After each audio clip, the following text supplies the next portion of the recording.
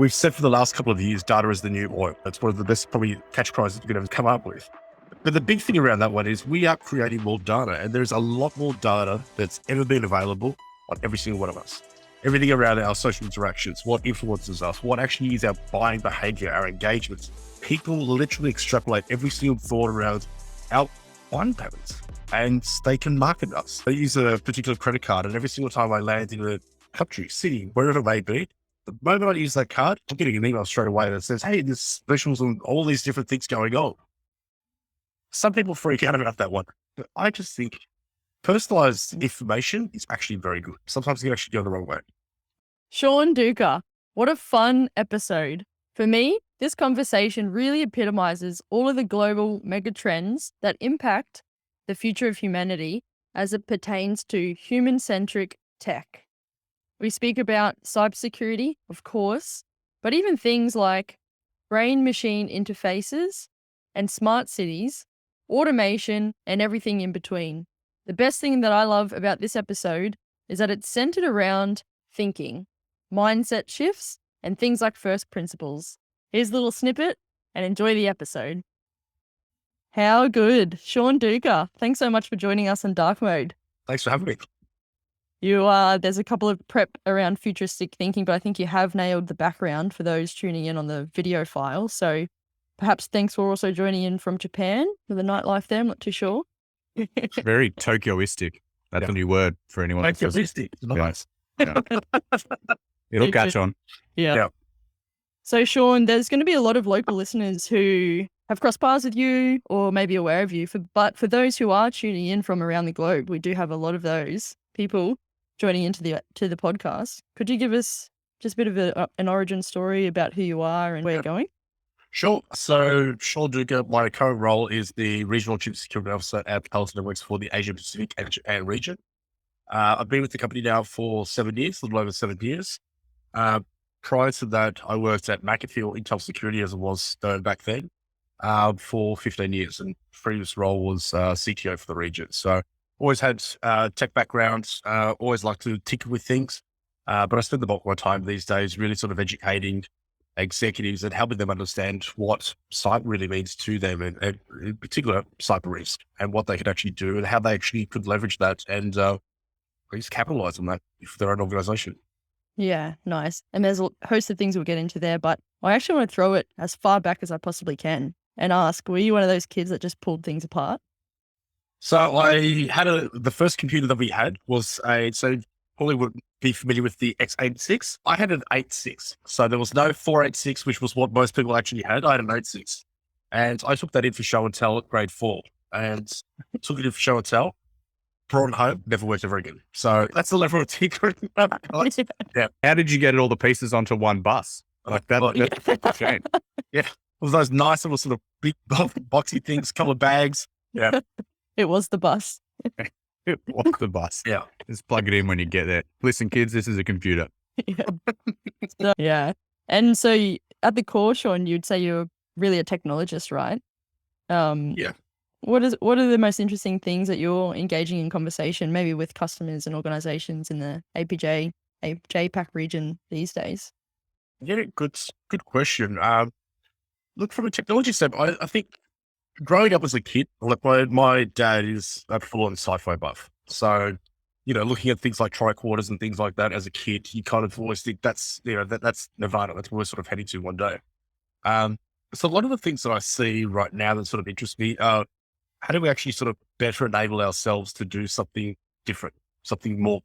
How do we augment or complement the work that humans are actually doing?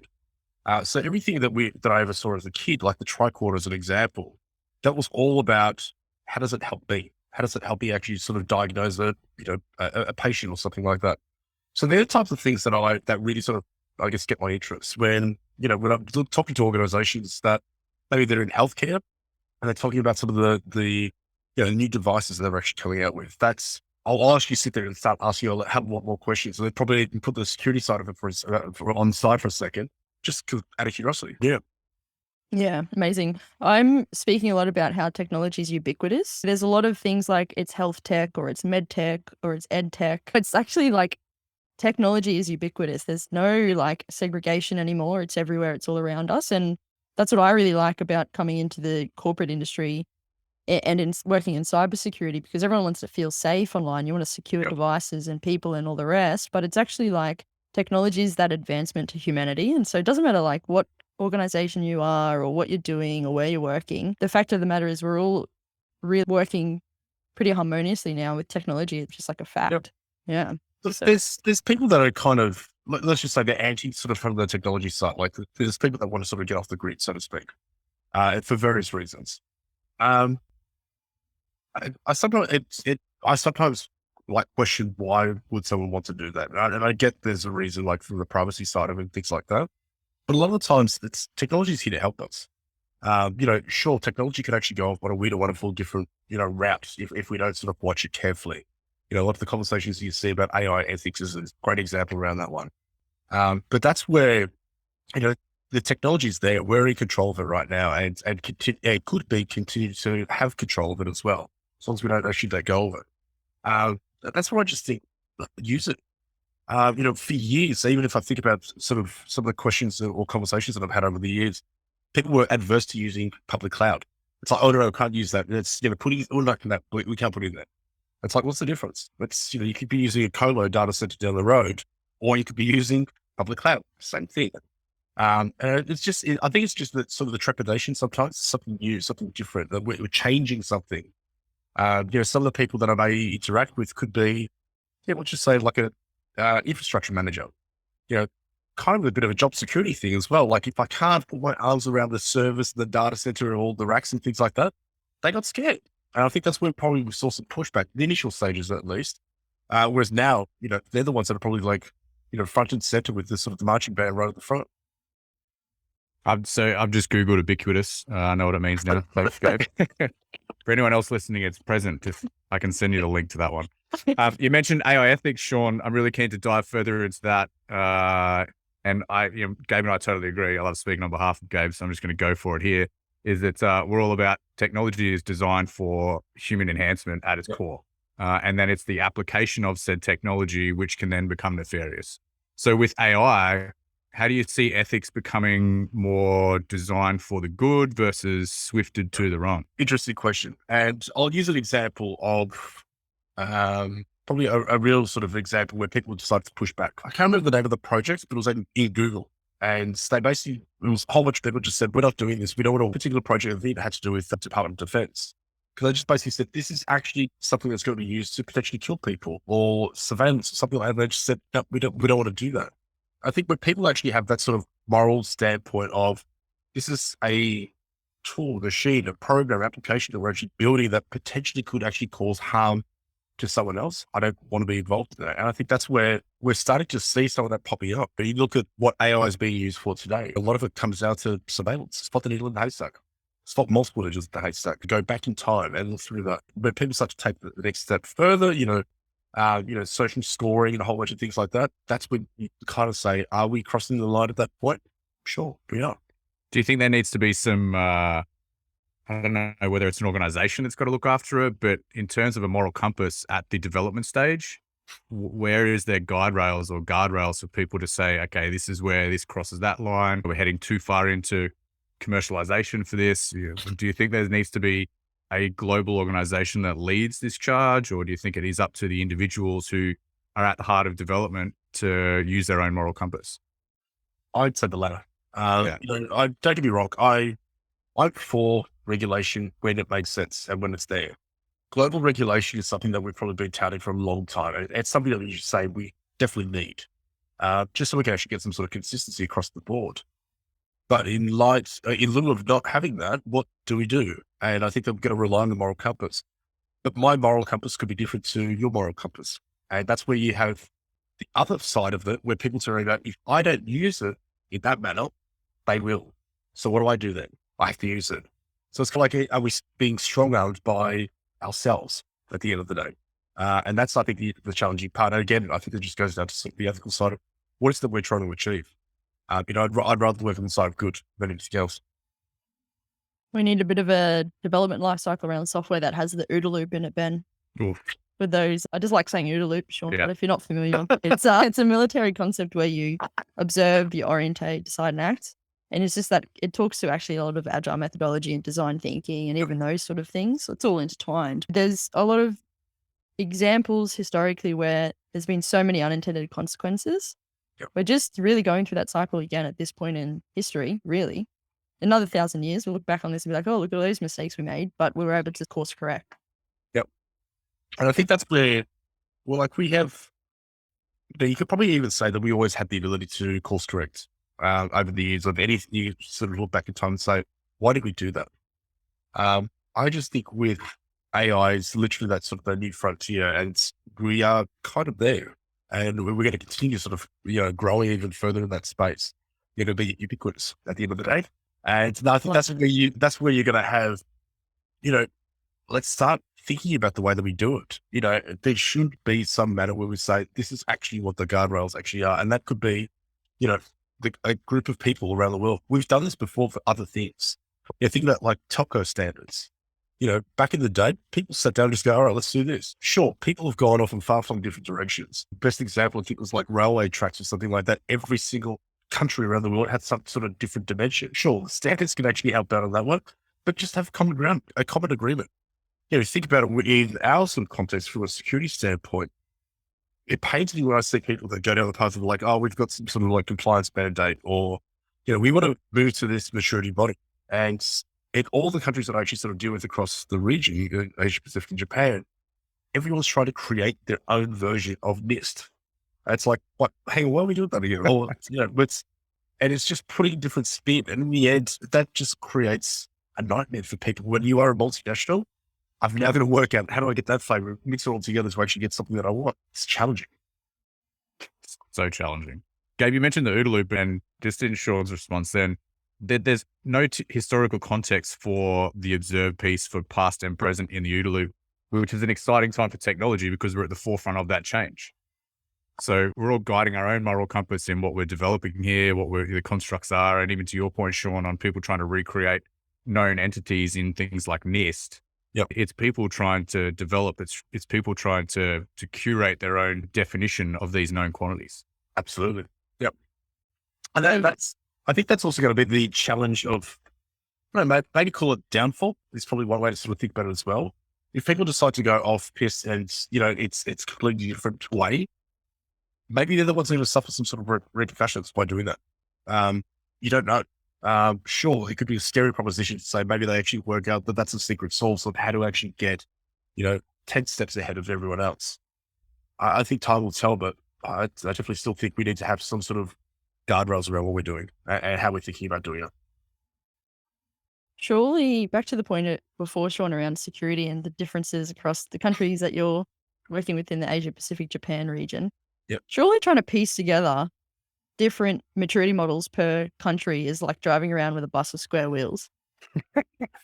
Yeah, or a bus that's got a wheel that's in the shape of a rectangle, a square, all the different shapes. All 4 different wheels. Yeah, that's the challenge. We're in a place where, look, compliance is one of those things. So compliance for starters is a security. I think we all hopefully know that, and all the listeners hopefully know that as well. But the big thing is it's going to guide us in a certain direction. But when you start to have a lot of these different standards and you are a large organization, and take the example of just even Asia Pacific, there's 20 odd countries. Every country is starting to think about doing something different, especially when it relates to cyber. And then you start to add the regulators. So you've got the Monetary Authority of Singapore. You've got HKMA in Hong Kong, the Monetary Authority there. You've got effectively APRA in Australia. People go in different directions. And then all of a sudden you have other countries that will say, I like what they're doing. Let's do that, but let's change it and do something different. Sometimes when I go to India, I see it a lot. They're looking at something else and they go, but we want to create an Indian version. So what's the Indian versions? So it's like, why don't we just take a standard and actually just run with that one? Because it probably is all encompassing at the best of times anyway. Yeah, I've got a flex and then I've got a comment, or rather a question. Go. So I want to actually, I'll ask a question first, but do you think there are any universal laws to cybersecurity, to that last topic point? Because, and the flex is, the thing that comes to mind for me is like hackers gone hack. Yep. They're going to find out ways to do things. So given the complexity of security in particular and differences in cultural, political, regional, and all the rest in between. Anything you'd offer up, Sean, in terms of like universal principles and things like that? Yeah, you get universal principles. I put that in the bucket of cyber norms. I think, and I'm not singling out different sort of countries or anything like that. Let's just call it the Western countries typically follow the cyber norms. Others will probably do whatever they want to do. Look, at the end of the day, cyber is a vector for good and bad things. You take cyber out of it and you're still going to have espionage. You're still going to have something else. You know, take your pick. So it's just using that as a vector for someone to do something. I think that's the part that I would say that's what is our guiding style, our North Star. Some countries, some people don't actually even look at that. They just go, well, I'm going to do whatever I want to do. It's the application and the intent of the cyber realm that makes it nefarious or for good, which needs those guardrails in place. I was talking to some of the guys today about Tor browser, and one of the comments was, "I don't put that on, it's bad." Well, it's only bad because of the person that is intending to use it for bad that makes it said bad. So yeah, there's two sides to it. It's just the application and intent of said realm. It's you look at the whole sort of concept around handguns. You know, Smith and Wesson, are they the ones that actually sort of created the thing, or is it the person that's actually not pulling the trigger? Smith and Wesson. Jeez, got that into the highlights reel so that is a throwback. Dawn, you would never believe someone in the industry calls Ben and I Smith and Wesson. I'm not even joking. Really? Yeah. Isn't that so funny? What a come in there and we're powerful and then we leave. What's your nickname, Kalashnikov? Something like that. Oh dear. Look, there's a lot there. I want to go straight to something that I think is an interesting topic of conversation here is what are the differences and challenges you're seeing in the region in terms of leadership principles that differentiate from country to country? Is there one foundational concern for industry leaders, or is there completely disparate thoughts in that whole process? I don't often say that it's consistent the way that people sort of did it. Look, I don't know, maybe I've got probably rose-colored glasses sometimes when I sort of think about things like that. And, you know, everyone's actually out there to do good. Yeah.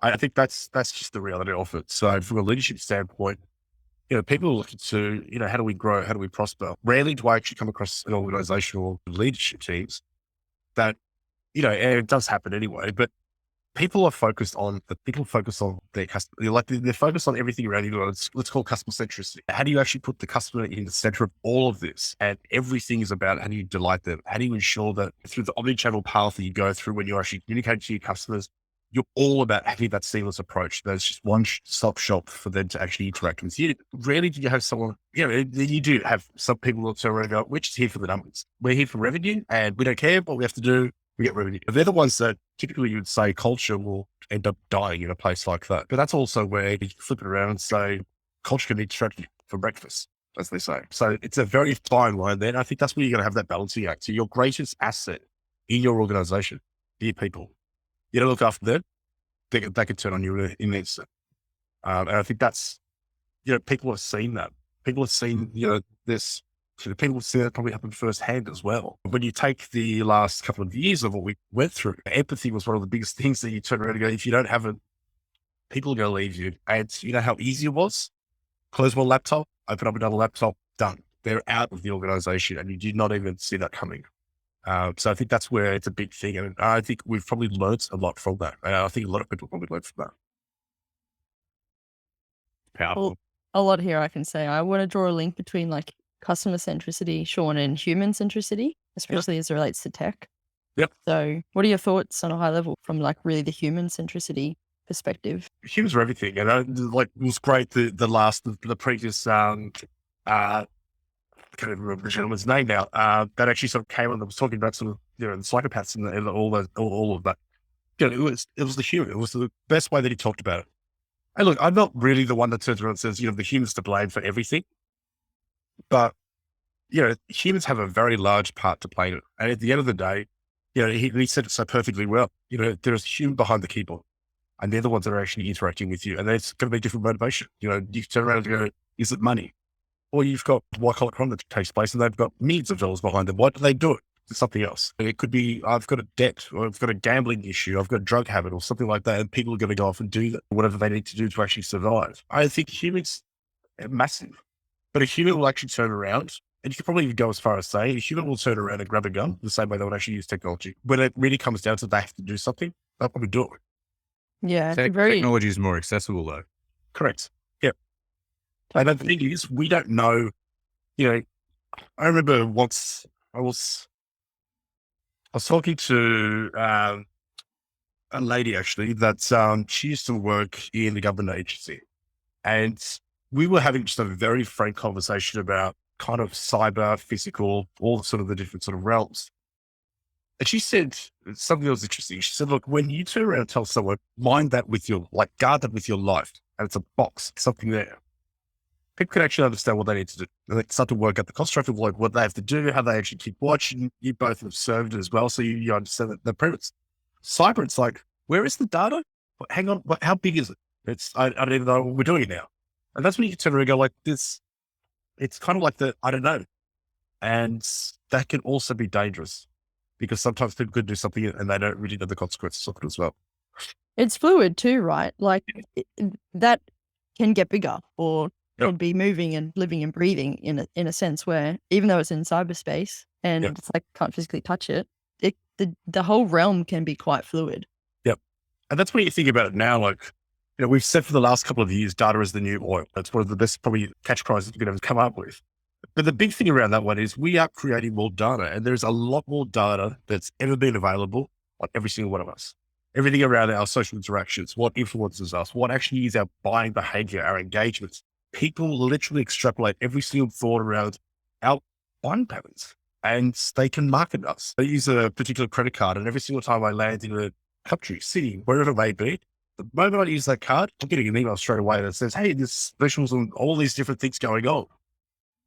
Some people freak out about that one, but I just think personalized information is actually very good. Sometimes it can actually go the wrong way.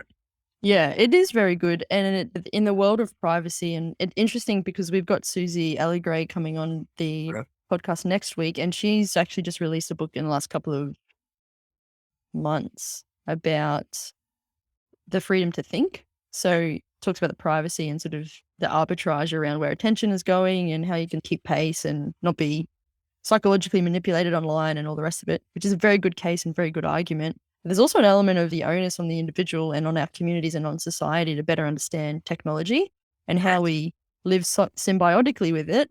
But at the moment, we're in such a changing force of nature that we've got the early adopters and the laggards on the classic standard deviation curve, all at different levels of maturity in their own technology adoption. Absolutely. Best example I could use on that one in particular, that sort of a great sort of analogous to something. When the COVID app came out, everyone was like, I'm not used to that. Government's going to know where I am. Government doesn't actually care that you're down the road. Yet it doesn't even do that anyway. Wait, don't they? I didn't get that into people's brains was actually a hard task. But you think about it the other day, the device itself actually has enough information about you. The app is not going to get you it's not going to provide anyone with any information that's for your concern at the end of the day. But that's the thing, there's so much information that's there. We freely give it away at the best times. It was the control path. I think it was the QR codes. Everyone was happy to scan there and save information, but it was that people could do it on their own terms. Yep. Yeah, very true. Yeah. Sean, have you ever heard of Alvin Toffler? No. The late Alvin Toffler. He wrote a trilogy of books over the 70s, 80s, and 90s. It's mind blowing, the sort of stuff that he has. He speaks about 3 big waves of change, and it's all around the revolutions. So, of course, Industrial Revolution, now we're moving into the technological information revolution, all the rest. But the third book I'm finally up to and I'm reading at the moment it's Power Shift. And so power shift in the sense of the actual fundamental nature of power shifting, which is really back to this human-centricity part of the conversation, which is being very drawn psychological by different levers and emotions and everything in between. A lot of power has been derived in that first wave society by force. A lot of violence and slave labor and all the rest in those unfortunate, dark, pretty grim days. We progressed as a global population and things advanced, and then the industrial era came along and people were really motivated or controlled, or the power originated out of money. What's happening now in this big third wave in the technological revolution and how digitized the world is, and the pure nature of information accessibility, the biggest factor and the biggest lever now in power is information or the data. So I think as security practitioners, we're all in the midst of that as well. Data's the new oil. What does that all mean? Link that one to the show notes. But it's just really interesting seeing very global macro forces that are actually really impacting us on an individual day-to-day level at this point in time. Yep. And that's the thing. The person that actually holds all the information wins. We've always seen that. Yeah. And I think that's where, going back to the sort of the earlier point that I was making, if people don't know what the information is or where is it, what have they got on me anyway? If they don't know, you're oblivious to it. And they've always said, if you don't pay for the products, you are the products. That's a perfect case in point. And that's where you freely give this information out to social media platforms, as an example. Mobile device manufacturers, they're collecting all this information. They don't share amongst themselves. They have all their arms wrapped all around their own data because they're actually monetizing it and they've worked out how to extract value out of it. So rose-colored lenses, glasses, Sean, though, what do you think about The Age of Surveillance Capitalism? That's a great book. Oh, nice. There we go. Yeah. It was a while ago that I read it, but look, it's real. And I think people that don't believe that it's actually true, that could someone actually change your behavior? Could they actually, cajole you some sort of direction? Absolutely. We do it as friends. You can sit there and go, oh, black really suits you. That doesn't suit you. Yeah, it suits you. Ben, why don't you get black as well? All of a sudden you're going to go, okay, well, Gabe got it, so I might as well get black. And then I wear it black as well. So there you go. So in the end, we're doing this to each other. And what's the difference? If someone else has actually worked out how to do this at scale, and then actually try and work out, I can now provide this information to someone else to say, hey, you want to target people that actually wear black or don't wear black? This is how you do it. And they can freely get access to these people. Because at the end of the day, the data brokers are the ones that are actually making very good fortune. And they're actually doing it based on surveillance capitalism. That's what it is. They're effectively getting all the information passed to someone else. Ben, going down a Captology path. Before you jump in, Ben, can I just say one thing? Yeah, for sure. You can say 10 things. Black is the new black. Yes. Yeah, Steve Jobs, thank you. I just want to go straight into Captology, but first, as an example, what you're just talking to, Sean, is Google. Look at Google as the universal source controller for data. Look how powerful they've become over the years. I remember when they first got introduced, that's showing my age. Before that, I was using web crawler, and before that, it was like hyperterminal, and you were logging into other people's terminals to try and find data. Now we've got a universal source controller of said data that lives publicly available to anyone.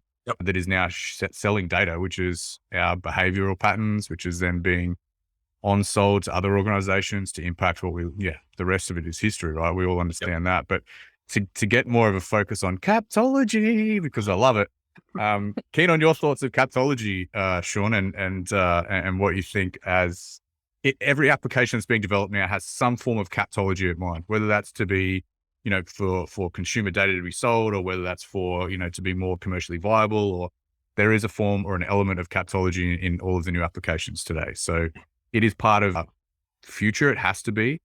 But what are your thoughts on Captology? Quickly, for those playing at home, if you're not aware of what Captology is, it's computers as persuasive technologies. Yeah, episode 2. Yeah. That's right. I think I don't have a problem with it.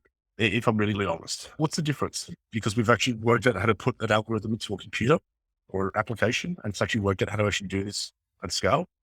I don't just see this as like normal logic. This is what we're probably going to be doing as a heroes for every single thing in life. How do we make something better, smarter, faster every single time? This is how we've done it. So I think it could be used for bad, evil. Sure. I think we saw that with the whole Cambridge Analytica stuff. They worked out that was it 28,000 people? If they basically targeted 28,000, then basically starts to permeate from there to really swing things. At the end of the day, it's basically behavioral marketing. How do you actually convince someone? How many times have you've gone to look at a house as an example, you buy a property. If someone's actually put on a pot of coffee, no one probably uses a pot of coffee that's in that house ever, but they've got a pot of coffee. And you just have this nice homely smell. All of a sudden you go, I can see myself looking here. And we're convincing people all the time. There's something there. And in the end, people are going to buy from that emotion. The emotive part of it is everything. And if you provide that experience to someone, that they're there. So is it a bad thing? Okay, what's the opposite direction? Go back to the way that it was 50 years ago? okay, we're going to end up coming back here again because that's just natural evolution. Yeah, I think Love it. recognizing as well that everything around us is created out of an idea or imagination or is an extension of us. Yep. It's also persuasion or principles of influence are also ubiquitous. That should be the buzzword of the episode, but it's just the human nature element again. Yeah. Look, we're always, as a, humanity, I guess, we're always striving to do something better, bigger, faster, whatever it may be. And we're always going to keep on going down this path. Sure, there's probably going to be a couple of times that we've maybe taken the wrong turn and we just think, oh, should have done that. Right? I think that's when we go back to the start of the conversation when we're talking about the ethics side of it. How do we stop something from going bang before it actually goes back? When we're trying to solve a problem, typically we always work on a model of, let me compare it to something that we actually know. So like a reference point. That's when, Gabe and I were talking the other day about first principles. And you look at someone like Elon Musk, who, looks at as everything as first principle. So first principle is effectively, how do you boil something down to like the basic assumption that you cannot deduce it any further? So break a problem down to like the finest, smallest detail. And there's a great little thing on YouTube. If you just Google sort of like Elon Musk battery or something like that, I think it is, and first principle. And he just talks about everyone always tried to create a battery in the exact same way. He just turned around and said, well, what about if you buy all the individual parts from like the commodities exchange and you actually build it from the ground up? Effectively, that's first principle approach. And you start to think about, well, can we do that? You can do that with everything. It's a physics approach at the end of the day. And I think Socrates was the one that actually came up with it, 300 BC or something like that. But then you start to apply that in everything that we do. My former boss from many, many years ago at Palo Alto Networks, a guy called Rick Howard, loves talking about first principles. He was the person that actually sort of introduced me to first principles. And he puts everything around cybersecurity element. What is the core part of what we do when it comes to cybersecurity? Prevent material impact from happening to an organization.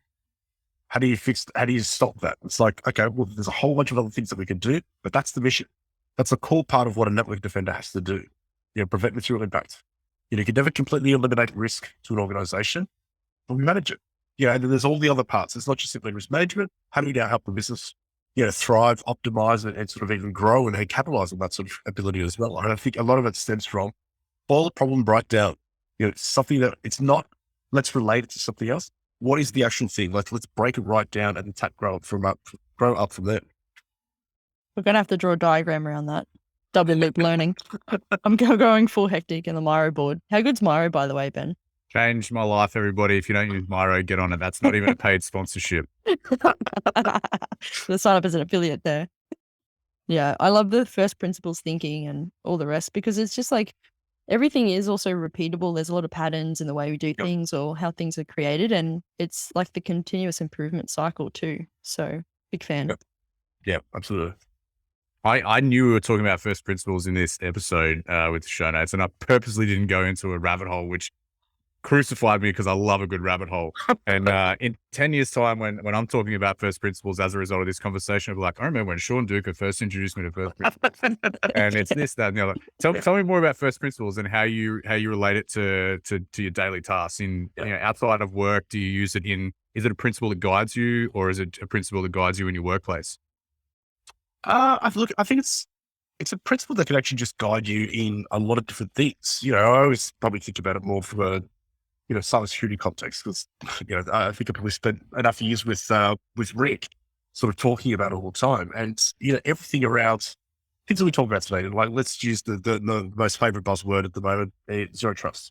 How do you actually do zero trust using a first principle approach?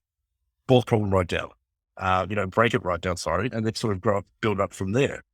Yes, there's things that we can actually do in our world to kind of better optimize what we're doing. I think it's probably the best way to put it.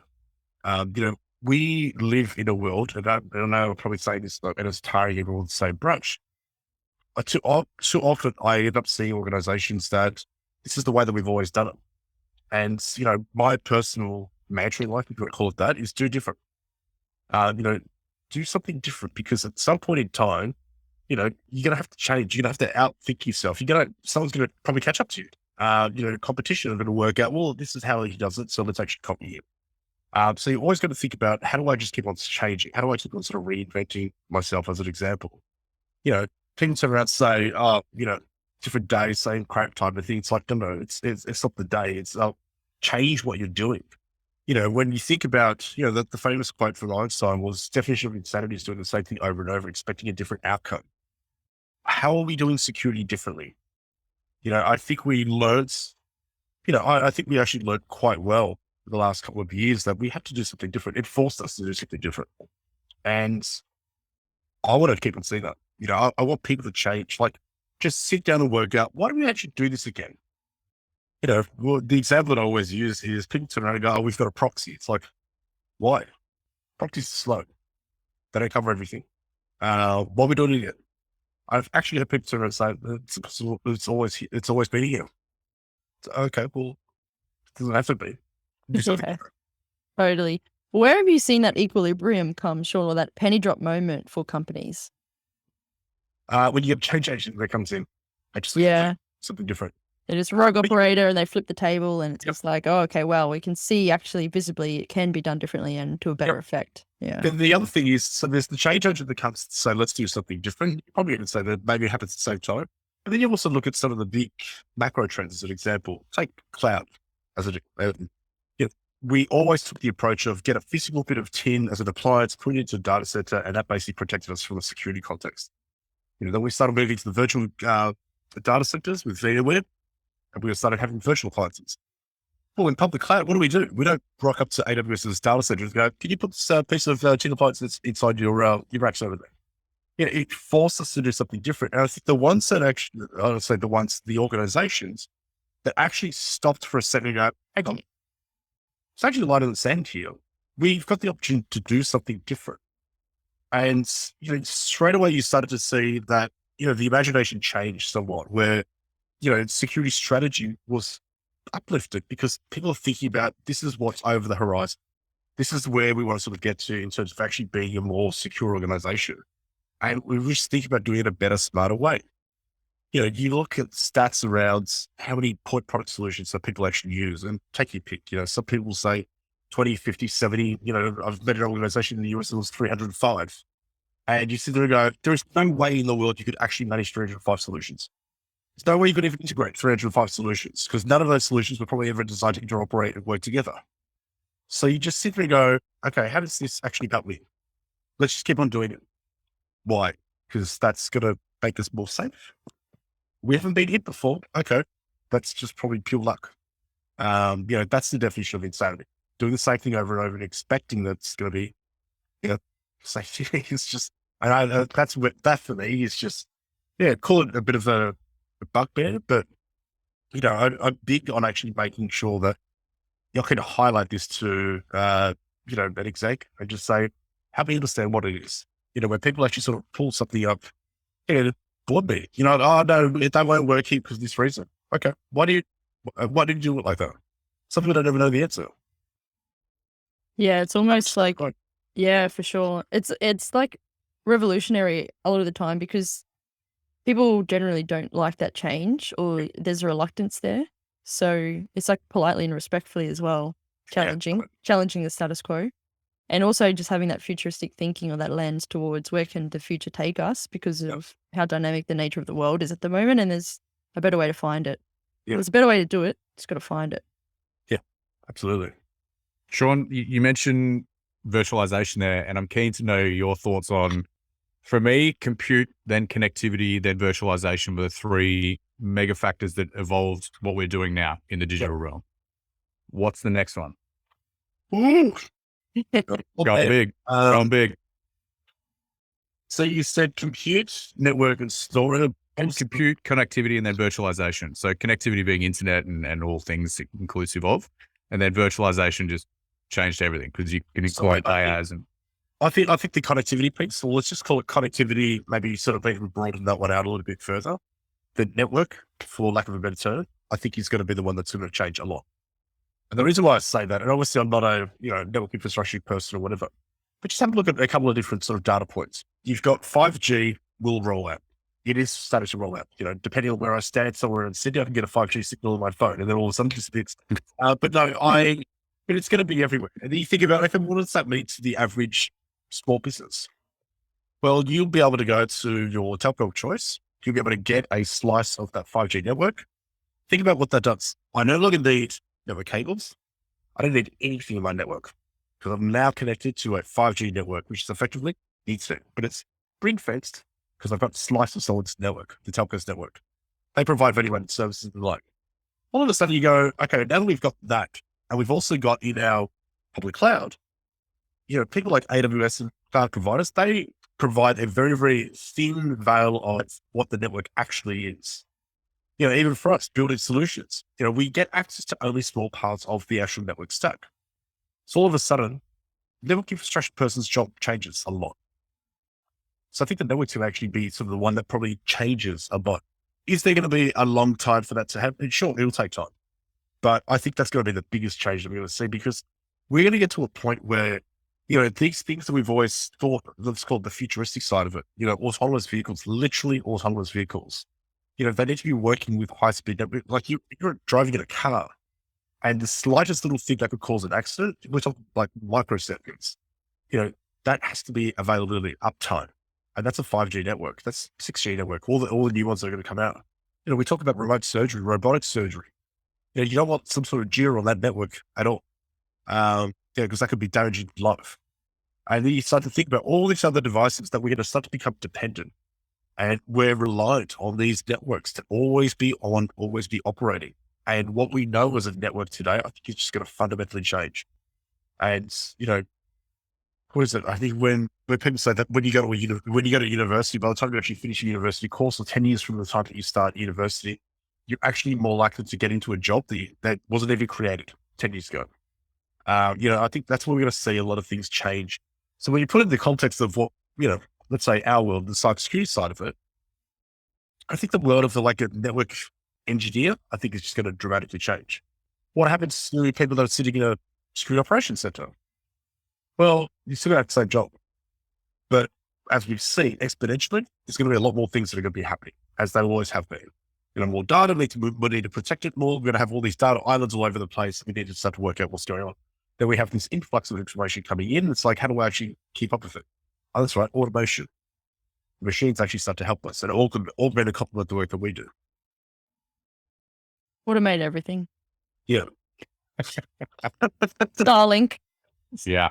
Yeah. That's another jumper, Gabe. Don't click on shit. Automate everything. Done. Mock that up. I was laughing before because I wrote down in my book availability uptime, and then you called it out. So you beat me to it. Well played. I caught up with you in San Francisco at RSA conference briefly, Sean, and I don't know if you saw, but whilst we were there during RSA, they were conducting the autonomous vehicle trials. Yep. I think there were 7 companies that were doing autonomous vehicle trials, which were just cruising around San Francisco, the streets. And I found that fascinating. And the sensors that they were using to pick up and then develop their reporting capability for approvals post the trials was even more fascinating. But what I thought was really cool was they were all connected using 5G. Yep. So it is absolutely going to be critical for what is the evolution of the network. So I agree. I think that's a really cool outlook. And I think that's where, when we talk about things like IoT, I think the biggest thing, and then IoT for these more consumer grade, Internet of Things devices. I think industrial IoT is the one that's going to be a very interesting space. One of my colleagues used to work at a utility provider, and, we were talking literally yesterday about, their first introduction to industrial IoT devices. And it was literally like a little clamp that used to go into distribution cables to measure the jitter. And all of a sudden you go, that's actually being sent to the cloud. Look at that air gap network that you always thought you had, that doesn't exist anymore. That's gone. That's converged. And I think we're going to see a lot of change take place where, just bigger things are going to happen. We're going to start to learn a lot more and be able to do something different, like everything else we've talked about so far. The era of convergence is ringing true. You mentioned the no need for cables and all that. It's converging and it's becoming a more dense product set in things like 5G. Look at all the things that 5G will remove, but therefore bring more uptime, availability, everything else underneath it. So that product then becomes more dense, which provides more offering to everyone. Yeah, think about what we've done from let's just call it the consumer side. Mobile phone. iPhone was introduced in 2008, something there. what was the big thing about it? You know, Snake. it converged the whole music player and the phone together. The App Store, that was the ecosystem. That was actually bringing everything together. That's your convergence. It was easier for me to actually do something because I've got one device and it gets me a connection to everything else. You know, I don't need to have the little utility belt of like all these different things. You can still have two phones if you really want to be that person, but you know, you can do a lot more now. And that's the power of what technology is there for. I was going to say, like, at one point in time, it was groundbreaking that there was even like a keyboard on a phone. Yeah, I missed the utility belt. If I'm just being, that was a great fashion. I've probably still got one out the back there. Whip it out. Stand up. Well, I'm a cozy boy. It's this afternoon. It's a bit cold. I want to throw a bit of a curly one at you, Sean, around convergences. Mhm. Very futuristic thinking and the leadership, whatever. But what do you think about the convergence of like information technology and biology? Woof. Yep. It's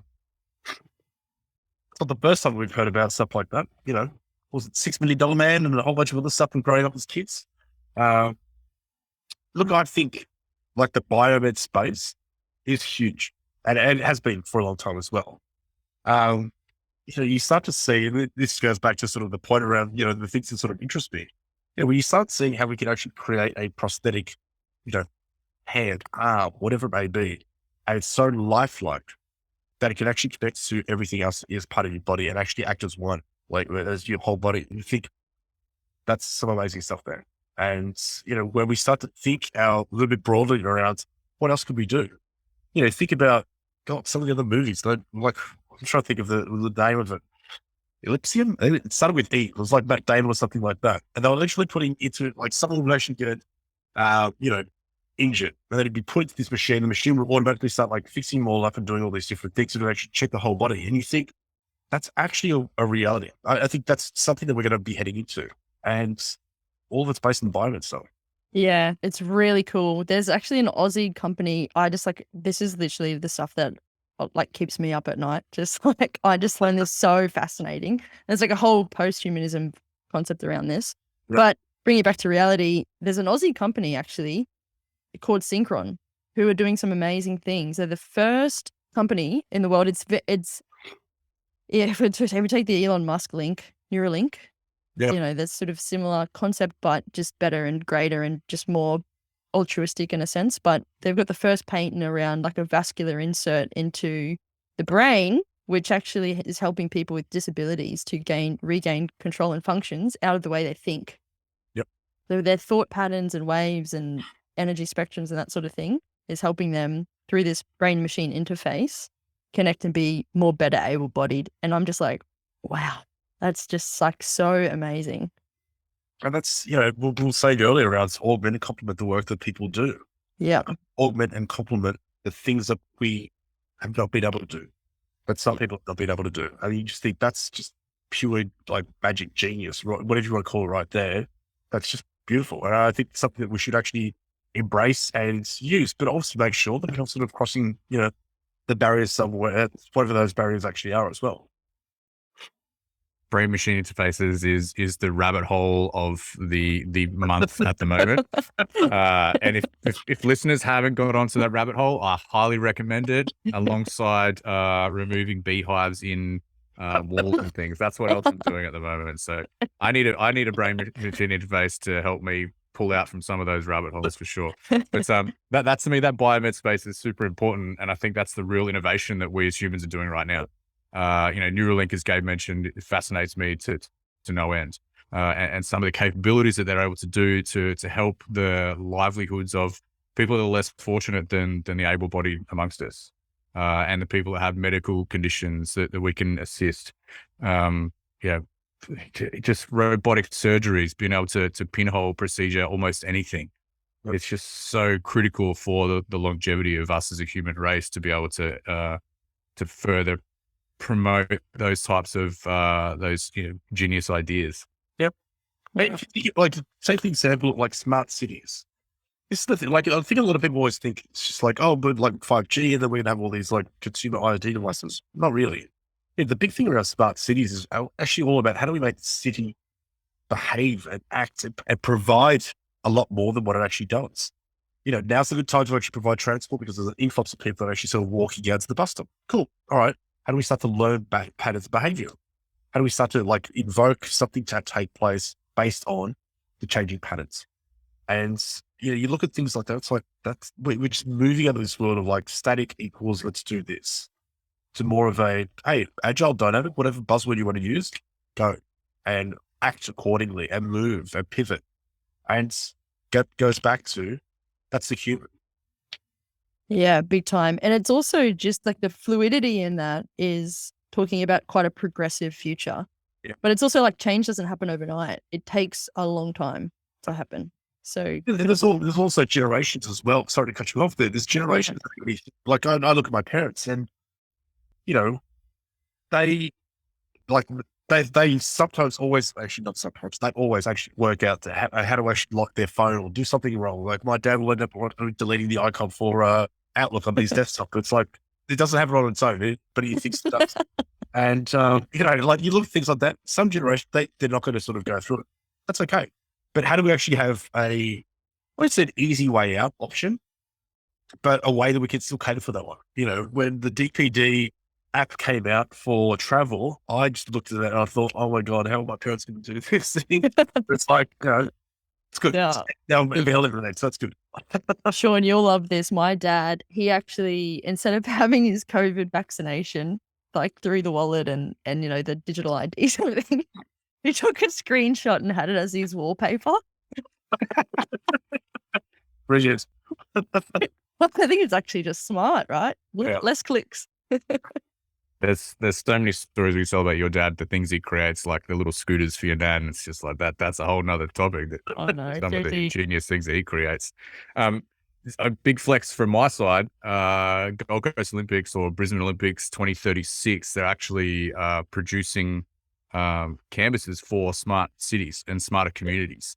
And there's actually a showcase down the road here at the moment on what they're doing to achieve that and some of the straw man ideas for that. And they've built little complexes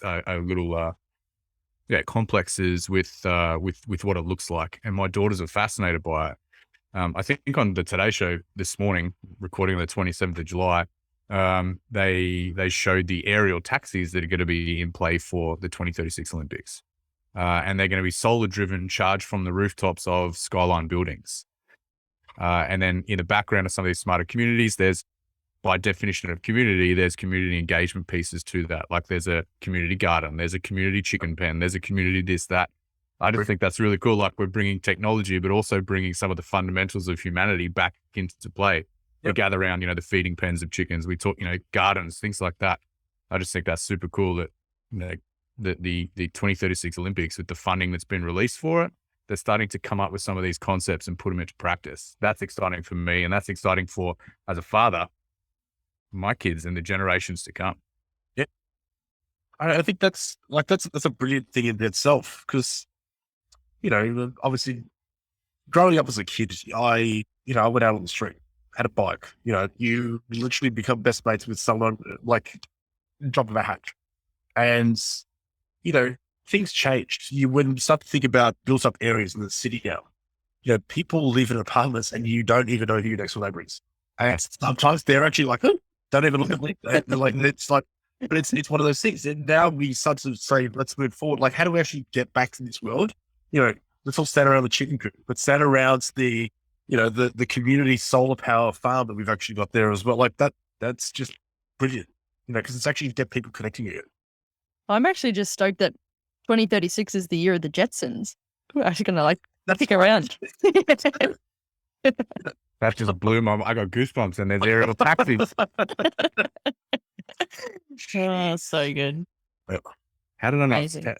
I can't believe I didn't see that. It's fantastic. Oh, there's another rabbit hole for my children. They're going to go on this weekend and watch the Jetsons. Sean, have you got any questions for Ben and I? No, dear. Oh, what rabbit hole can we go down here? There's a lot. The question I probably would ask both, and probably, and it's out of curiosity, if anything else. Obviously, you've both served Defence Force. How do you see that change? So if you think about Industrial Revolution, or sorry, let's just call it the era of revolution, we changed. We got rid of the muskets, and we've now got sort of, proper firearms. Let's call it proper firearms, like the better term. What does the future of defense look like? And obviously not to say that you've got sort of the crystal ball, but you could probably also work out, because you've been there, what does that look like? And then we've also had a world, Australia's a great example, very, very large army. And probably the next war that or the war that we fight in, we're never going to really be using soldiers. Everything's got through planes and, Navy ships and a whole bunch of other things like that. What changes? Yeah, for me, that's a great question, Sean. I love the relatability too, but I'll bring it local and I'll take it really macro first, because that's just where my mind always immediately goes. But I firstly like that the Australian Defence Force is a defence force and not like an armed force or a military sort of aggressor and attacker. So it's all about defence. And if we take a look at the different frontiers of the battlefield or warfare, traditionally we have had, of course, the three key ones, right? Land, sea, air, three domains of warfare. Space got introduced there, and then we hear now literature coming out about the fifth domain, cyber. Hence, translatability and my personal experience coming out of defense, and just like how easy it is to understand concepts in cyber warfare, because it's really much the same. Yeah. In terms of like technological advancements as well, there's got to be an element where things will be upgraded from like a hardware perspective, if you think about infantry and all the rest. But then like on the very end of that spectrum, and I'll come back to space, but I'll talk about cyber. Defense for me is actually more about how do we equip people's thinking and mentalities and not be subject to things like espionage and just national defense now in the digital sphere. And you can see all of the hype and fear mongering that's around TikTok and blah, blah, blah. But it's just like defense for me has got to be all encompassing. But I think in terms of like a national defense force, it does take into consideration those 5 domains now. And there's, again, that very fluid interaction between soldiers versus different frontiers of warfare or battle spaces, and now, arming people and societies and like a nation around what defense measures do look like. Oh, I'm sorry. I'm just crossing off 10 things as you took one. Ben's like, No, so for me, I've got a potentially a different lens. I agree on the thought pattern with defense rather than armed forces. I think that's critical. I worked towards probably the back end of my career in the electromagnetic spectrum space. Right. So for me, I don't want to say I was at the forefront of, but I was exposed to what is the next war. And with that, we're not going to be fighting the next war with soldiers, because all of the things we know and we rely on today will be shut down in an instant. Satellite technology is gone. You think about internet, it's the connectivity issues that will be a huge play in the defense element in terms of a war. So for me, where is Defense Force going? We need to adapt to decoupling the technology. And with that, they have, disparate network connectivity for specified locations in the battle space. So allowing for sole network production, and then the way you get that connectivity is through unique means, whether that's underground using low spectrum energy, whether that's using low Bluetooth energy that is projected at high velocity, and allowing for the thinking soldier. That's critical. The better defense forces out there, and I worked with a lot of global tier 1 elements, the defense forces and the armed forces that allowed for thinking soldiers were the most progressive militaries that you'll ever see.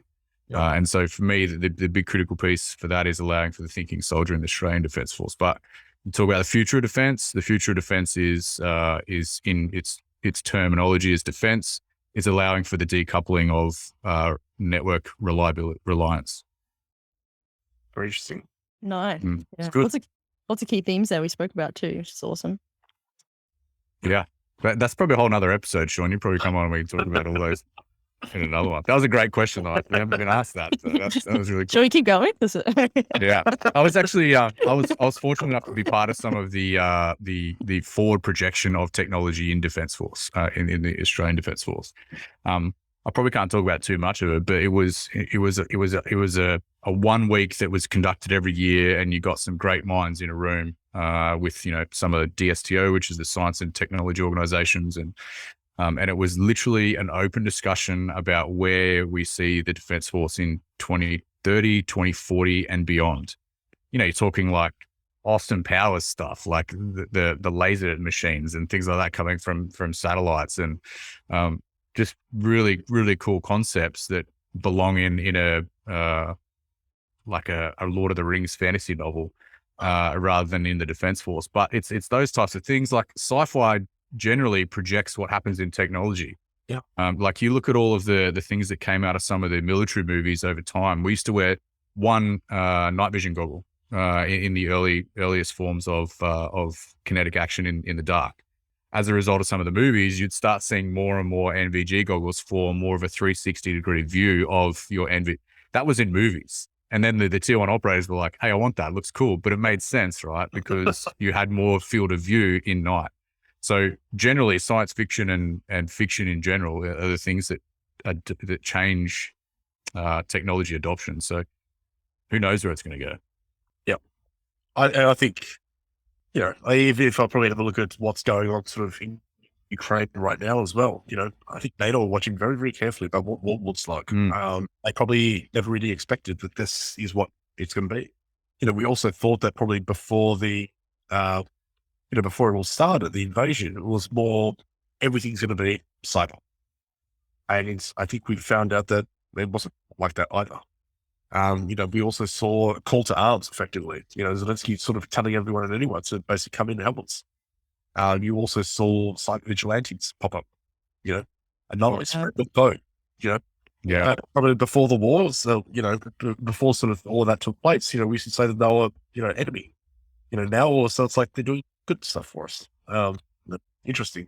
You also saw the I would say, and this is my potentially uneducated view on the Ukraine war, but the failure to accurately plan for a third-party supply chain.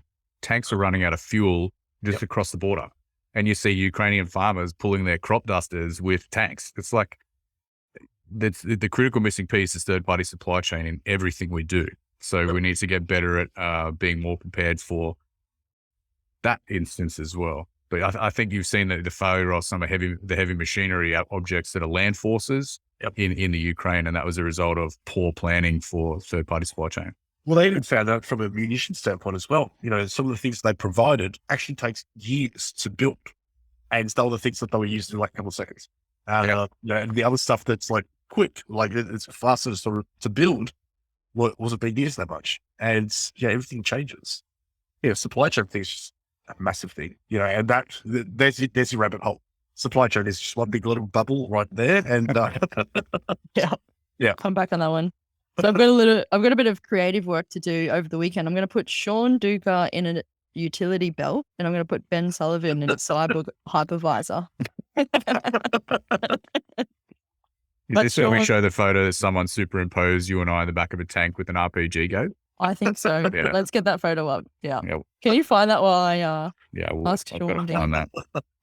I think you'll appreciate that, Sean. But to wrap up, Sean, we'd like to ask you the final question. Sure. Brace yourself. Tell us your best dark mode story. Oh, the best dark mode story. I'm actually, can I choose to? Yeah, 100%. So I think the Captology side of it, that for me was fascinating. I knew a little bit of it, and I think I probably learned heaps, and then I obviously probably ended up researching a hell of a lot more after that. And then the last episode with sort of like the psychopaths and all those things, the criminal side of it, not even just criminal side of it, just the way the human brain works and the humans actually behind the keyboards actually work. I found that totally fascinating. To the point where you sit there and go, let's actually think about things, like go back in time, look at different examples, and you start to sit there and go, Jesus, this is something that was there a long time ago. They're my two favorites. Yeah, nice. Love it. So interesting with Mark Hoffman in the last episode about psychopathy and just like how people are wired and just the different like emotional spectrums. And yeah, so interesting. Yep. Trying to find the photo, Gabe. There's so many. That's all right. I'll text it Photos, through. yeah. I'll text it through with the creative images. But Sean, thank you so much for joining us on Dark Point. It's been a pleasure and so much good stuff that has come out of that. In fact, I'm actually inspired to launch a website that is now titled Rabbit Holes, and I'm going to throw all of this content in there. Ben, strap in. Just use me as a Google talk for that one. Yeah, exactly. Sean, you could be the key collaborator. Perfect. Amazing. Thank you so much for joining us. Oh yeah, thanks, Sean. Appreciate it.